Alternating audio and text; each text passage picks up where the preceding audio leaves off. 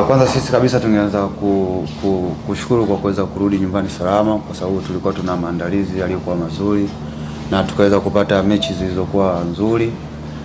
Kwa hiyo tunashukuru kwa hilo, na tunashukuru pia kwa mashabiki ambao walikuwa nasi toka siku tunayoenda Rwanda mpaka tumerudi. Kwa hiyo ni kitu kizuri. Kwa hiyo sisi kama wachezaji, kusema kweli, tunatambua umuhimu wa siku ya kesho. Ni siku ya kufurahi, ndio maana ikaletwa hii siku ya Simba Day. Kwa hiyo ni siku ya mashabiki kuja kufurahi na kuja kuwaona wachezaji wapya, lakini sisi kama wachezaji tuko tayari. Ukiangalia tumefanya maandalizi yetu yaliyomema, yaliyokuwa mazuri, na hata ukiangalia mechi ambazo tumezipata kule, kusema kweli zilikuwa mechi nzuri. Kwa hiyo tuko tayari kwa mchezo wetu wa kesho. Kwa hiyo tungependa kuwakaribisha sana mashabiki katika siku ya kesho.